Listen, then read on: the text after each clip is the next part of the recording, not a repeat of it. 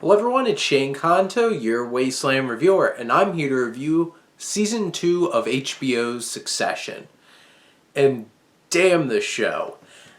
I know this has been getting tons of Emmy buzz over the past 2 years, and it wasn't until relatively recently that I hopped in and got into Succession, but it's really hard for a show, I feel like, that's just so character-centered to compete against shows that have great characters but also genre, also intriguing plots in terms of like a mystery or a thriller, or like obviously Game of Thrones, Westworld, stuff like that. Succession is impeccable. It reaches a whole different level of human drama centered around the Roy family. And the second season picks up where Kendall has done some bad stuff.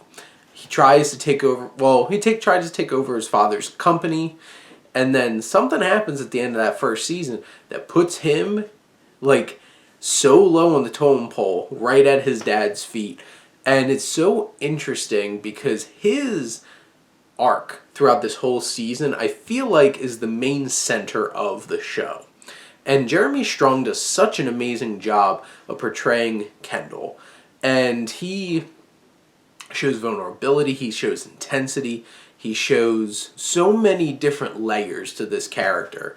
And that's why it's so intriguing. Up to the very, very, very end of this season, he is delivering. And because of him delivering and his reflection, his father, played by Brian Cox, who has a much bigger role, I feel like, in this season than he did in the first. He was sidelined a bit in the first season, but this time around, he gets a lot more. You see some chinks in his armor. You see him have to be the one out front there, because a lot of the times it's the other characters in the first season, and even including the second season, that are trying to prove themselves to him, and you feel their experience against him. Here you actually get to see Logan Roy go head to head with other people and show some insecurity and some vulnerability. And how this season ends in this final scene is so perfect between Jeremy Strong and the reaction Brian Cox has. And it sells that arc so well. And then you have so much else going on. You have so many different threads here.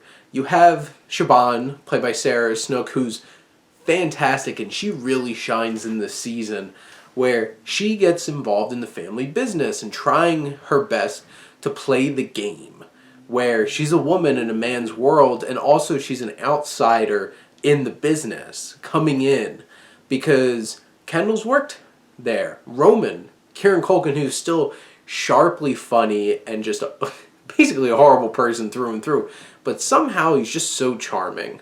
And he develops a really, really interesting relationship with one of his father's inner circle, and it brings some great laughs, but also shows some really great sadness inside Roman that I feel is really poignant. There's times where they're speaking on like a talk show, and the three children, besides Alan Rook's character, are at odds with each other, and this show would put Colin Robinson to shame with the amount of awkwardness in human interaction. That interaction, the three of them on that show, talking over each other, correcting each other, putting each other in their place, is so uncomfortable but so perfectly well written. The writing in this show is incredible. It's so darkly funny, it's so impactful, and has so much to say on so many different levels. You have that things are coming back to bite the Roy family. Things are not going well in this season. They're trying to find a new partner, a new buyer.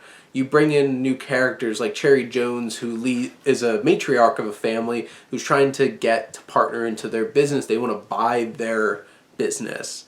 Wants to buy Cherry Jones's business. You have Holly Hunter, who's like the outsider coming into the Roy family trying to be the CEO, and she gets some great moments. You have Danny Houston, who's slimy and just such a sycophant, like so many of the other inner circle types in this show.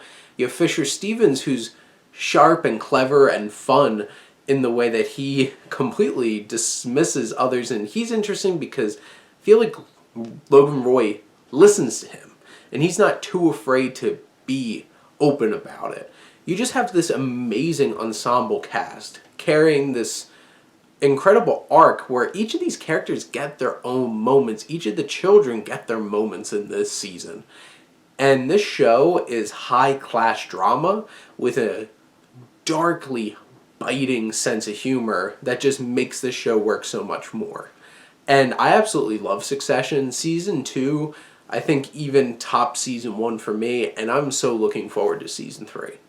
But those are my thoughts on Succession. Season 2, let me know what you think, and let's talk some TV. But thank you as always for tuning in and supporting your Wasteland reviewer.